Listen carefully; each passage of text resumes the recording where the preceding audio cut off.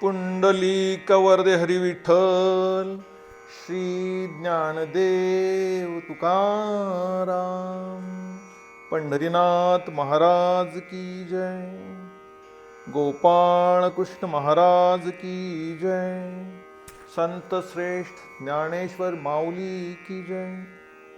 नमस्कार, मी केशव जाधव पुन्हा एकदा आपल्या ज्ञानेश्वर माऊलींचा हरिपाठ या विवेचन मालिकेमध्ये आपलं स्वागत करतो. पहिल्या चरणामध्ये आपण बघितलं ज्ञानेश्वरांचा हरिपाठ म्हणजे काय, त्याची पार्श्वभूमी काय होती. आता आपण प्रत्यक्ष ज्ञानेश्वरांच्या हरिपाठाला सुरुवात करणार आहोत.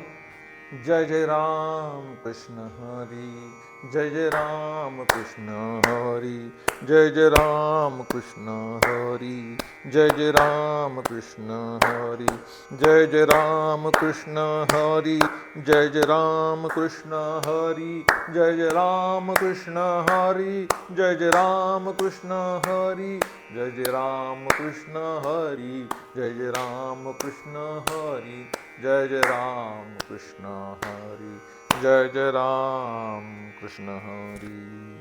सुंदर ते ध्यान उभे विटेवरी, करकटेवरी ठेवूनिया, तुळशीहार गळा कासे पितांबर, आवडे निरंतर हेची ध्यान, मकर कुंडले तळपती श्रवणी, कंठी कौस्तुभमणी विराजित, तुका म्हणे माझे हेची सर्व सुख, पाहिन श्री मुख आवडीने, पाहिन श्री मुख आवडीने, पाहिन श्री मुख आवडीने. पंढरीनाथ महाराज की जय. देवाची द्वारी उभा क्षण भरी, तेने मुक्तिचारी साधिल्या, हरिमुखे म्हणा हरिमुखे म्हणा, पुण्याची गणना कोण करी, असोनी संसारी जिव्हे वेगू करी, वेदशास्त्र उभारी बाह्या सदा, ज्ञानदेव म्हणे व्यासाची या खुणा, द्वारकेचा राणा पांडवा घरी, द्वारकेचा राणा पांडवा घरी, द्वारकेचा राणा पांडवा घरी. ज्ञानेश्वर माऊलींच्या हरिपाठातील पहिलीच उवी, या पहिल्या उवीमध्ये या संपूर्ण हरिपाठाचं सार भरलंय असं म्हटलं तर वावगं होणार नाही. कारण बऱ्याच उपनिषदामध्ये जर आपण बघायला गेलो तर पहिल्या श्लोकामध्ये, पहिल्या रुचेमध्ये त्या पूर्ण उपनिषदाचं अर्थ त्या पहिल्याच रुचेमध्ये सामावलेला आहे असं दिसतं. ईशावास्य उपनिषद नावाचं एक उपनिषद आहे, त्याची पहिली ओवी, ईशावास्यमिदं सर्वं जगदिदं यत् किंचित जगत्यान जगत, जगत्यान जगत संपूर्ण जग ब्रह्मांड, तेन त्यक्तेन भुंजितः मा ग्रह कस्य विद्धनम, या संपूर्ण ब्रह्मांडाची मालकी त्या नियंत्याची आहे, त्या विधात्याची आहे. आपण सगळेजण आहोत या ठिकाणी विश्वस्तासारखे आहोत. विश्वस्तासारखं यायचं आहे, आपण आपला कारभार करायचा आहे, आपला रोल करायचा आहे आणि इथून निघून जायचं आहे. कुठल्याही एकाही सिंगल वस्तूची मालकी आपली असत नाही, फक्त परमेश्वराची या संपूर्ण ब्रह्मांडावरती मालकी आहे. आपण यायचं आहे, आपण आपला रोल आहे तो आपण निभवायचा आहे आणि इथून निघून जायचं आहे. तसंच संपूर्ण या 28 जे अभंग आहेत माऊलींनी सांगितलेले, त्या 28 अभंगातल्या संपूर्ण हरिपाठाचा एक सार म्हटलं तरी हरकत नाही असा हा पहिला अभंग आहे. देवाची द्वारी उभा क्षण भरी, तेने मुक्तिचारी साधी गेल्या. परमेश्वराच्या दारासमोर तुम्ही एक क्षणभरी जरी परमेश्वराचा सहवास लाभला तर काय होईल, चारीच्या चारी प्रकारच्या मुक्ती तुमच्या चरणाशी लीन होती. 4 प्रकारच्या मुक्ती असतात, सलोकता, समीपता, स्वरूपता आणि सायुज्यता. या 4 प्रकारच्या मुक्ती असतात. आपण म्हणतो एकदा मेलो की संपलं की मुक्त होऊन जाऊ, तसं नाही आहे. या मुक्ती आहेत, आपण मुक्त हे जिवंतपणी मुक्त होत असतो. कुठलाही प्राणी मृत्यूनंतर कुणालाही मुक्ती नाही. बऱ्याचदा आपला भ्रम असतो की एकदा गेलो की झालो मुक्त, नाही. त्यावेळेला तुम्हाला आपलं कर्म सोडत नाही. कर्म सिद्धांत आहे, आपल्याला कर्म सोडत नाही, आपल्याला पुन्हा जन्म घ्यावा लागतो आणि कर्माची फळं फेडावी लागतात. पण या प्रकारच्या या 4 मुक्ती जर मिळाल्या तर कदाचित आपण या माऊलींनी जर सांगितलंय, उपजेते नाशे नाशले पुनरपी दिसे, हे घटिका यंत्र तैसे परिभ्रमेगा. आपण या दुष्ट चक्रात अडकलेलो आहोत. जन्म मृत्यू जन्म मृत्यू जन्म मृत्यू मृत्यू जन्म मृत्यू जन्म अशा प्रकारच्या या रहाटगाडीत अडकलेलो आहोत. पण या मुक्ती जर या मिळाल्या, 4 प्रकारच्या त्या मिळाल्या, तर मात्र आपण याच्यामधून बाहेर येतो असतो. आणि हे कधी होईल? क्षणभराचा जेव्हा तुम्हाला परमेश्वराचा सहवास मिळेल, परमेश्वराची तादात्म्यता पावाल, तेव्हा तुम्ही या चारही मुक्ती तुम्हाला अगदी सहजतेनं मिळणार आहेत. पण आता काय करावं लागेल? त्यासाठी क्षणभर देवाची द्वारी उभा क्षणभर. आता क्षणभर उभं राहायचं म्हणजे आपण बऱ्याचदा मंदिरात जातो, डोकं टेकतो, 10-10 मिनिटं प्रार्थना म्हणत असतो. बऱ्याच लोकांचं रस्त्यानं जात असताना निम्म अर्धवट वाहन चपला काढलेले असतात, अर्ध चप्पल पायात, अर्ध चप्पल खाली. एक उजवा हात आपण कपाळाला लावतो आणि तोच हाताची पहिली 2 बोटं आपल्या छातीजवळ, हृदयाजवळ नेतो आणि एक क्षणभर झालं ते सुद्धा. ते मिळालं तर मग काय 4ही मुक्ती आपल्याला मिळायची, आपण अधिकारी झालो आहोत. कित्येक आम्हाला सगळ्या प्रकारच्या आरत्या म्हणतो, मी कापूर जाळतो, ऊस जाळतो, मी का नाही होऊ शकत अधिकारी 4ही मुक्तींचा? माऊलींना अपेक्षित असलेलं देवाची द्वारी उभं राहणं हे नाही आहे. देवाची द्वारी म्हणजे परमेश्वर हा आपल्या जसा ब्रह्मांडात आहे तसा पिंडात आहे. तुम्ही स्वतःच्या आतल्या परमेश्वराला ओळखायचं आहे. जेव्हा तुमची आत परमेश्वराची ओळख होईल, त्यावेळेला तोच परमेश्वर संपूर्ण चराचरात भरलेला आहे हे कळून येईल. आणि त्यावेळेला मग व्यष्टी आणि समष्टी यांचं तादात्म्यता पावलं जाईल. अशा पद्धतीचं एक ज्ञान त्यावेळेला होईल. देवाची दारी उभा क्षणभरी तेने मुक्तिचारी साधी येल्या. फक्त एक क्षणभर.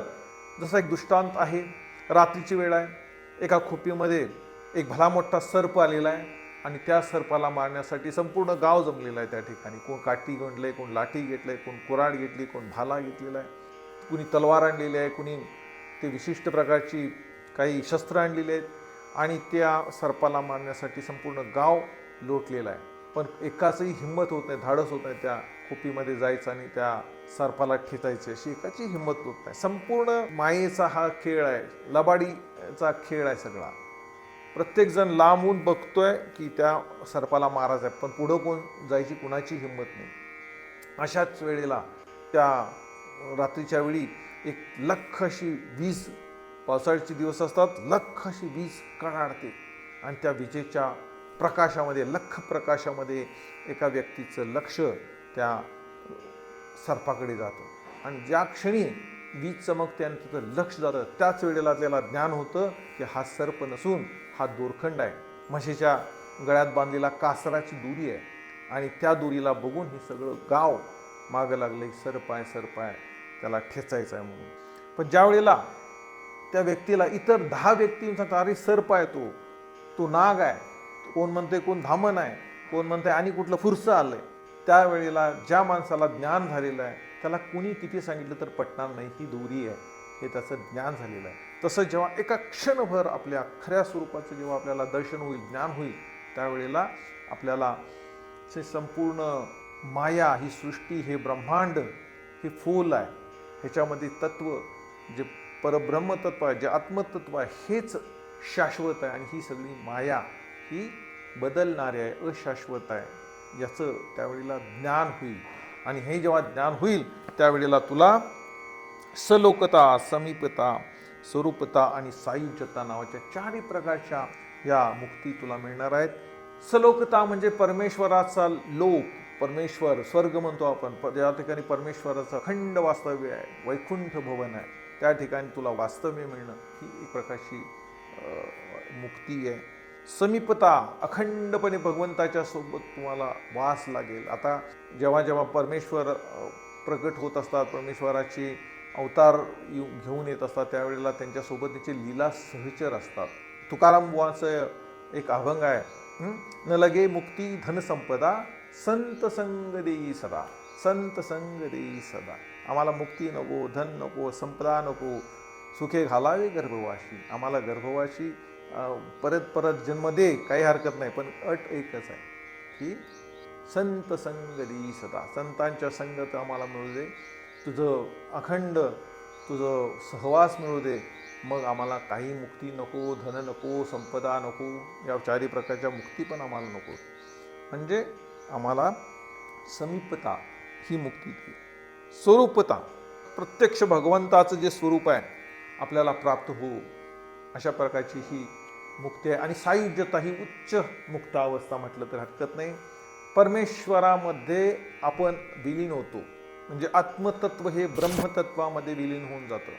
परब्रह्म तत्वामध्ये विलीन होऊन जाणं याला सायुज्यता मुक्ती म्हणता येईल. जसं एखाद्या मिठाची बाहुली आहे आणि ती मिठाची बाहुली समुद्राची खोली मोजायला निघाली, त्यावेळेला त्या मिठाच्या बाहुलीची जी अवस्था होईल काही क्षणामध्ये, ती मिठाच्या बाहुलीला जी मुक्ती मिळाली ती मुक्ती म्हणजे सायुज्यता मुक्ती. आपणही परमेश्वराच्या नामाच्या माध्यमातून नाम संकीर्तनामधून हळूहळू जेव्हा जात असतो परमेश्वर, त्यावेळेला आपण आपलं मन आणि बुद्धीचा विलय होऊन जातो, त्यानंतर आत्मतत्वाचा विलय होऊन जातो आणि मग आपण परब्रह्म तत्वामध्ये पूर्णतः विलीन होऊन जातो. अशा प्रकारच्या या चारही मुक्ती तुम्हाला अगदी सहजतेने मिळतील. सहजता किती आहे? सहजता त्याच्यामध्ये एखाद्या समुद्राच्या तळाशी असलेलं रत्न ज्या वेळेला आपण शोधायला जातो, समुद्रामध्ये आपण उडी मारतो, समुद्राच्या तळाशी जाऊन ती रत्न घेणार असतो, त्यावेळेला आपलं अंग ओलं होणं, भिजणं जितकं स्वाभाविक आहे तितकं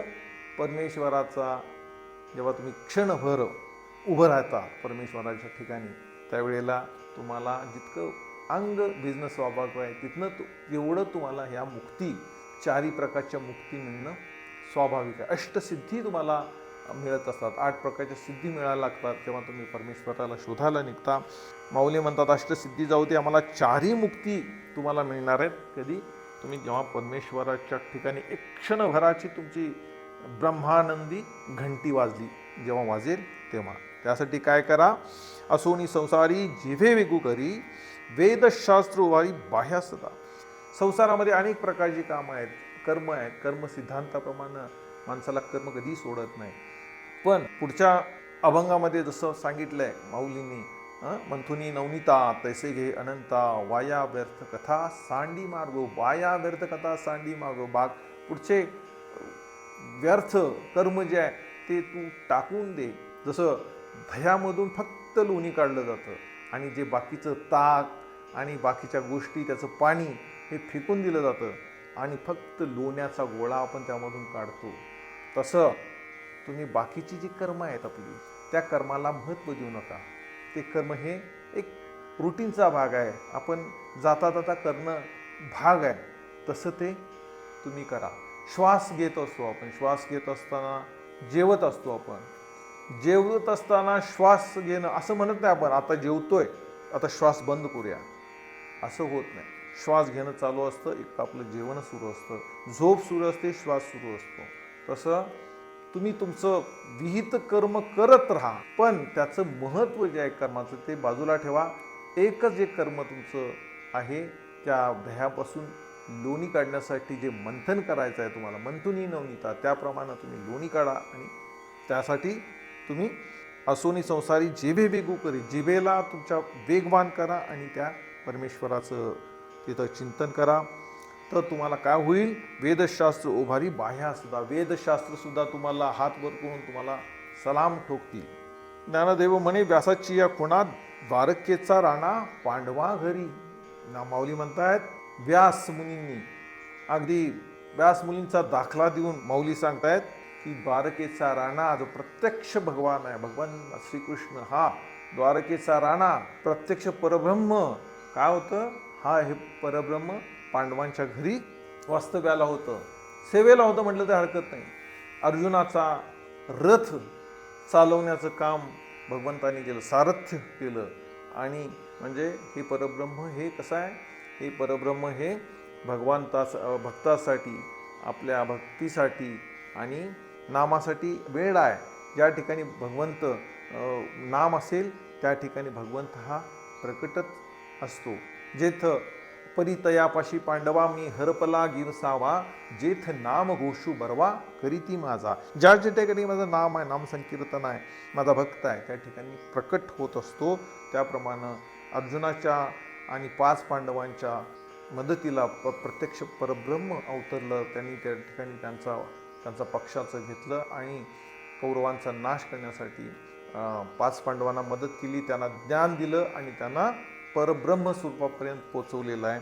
अशा पद्धतीचा हा पहिला अभंग आहे. या संपूर्ण हरिपाठाचं सार म्हटलं ते हरकत नाही असा हा अभंग आहे. पुंडलिकवरदे हरी विठ्ठल, श्री ज्ञानदेव तुकाराम, पंढरीनाथ महाराज की जय. माऊली संतश्रेष्ठ ज्ञानेश्वर महाराज की जय.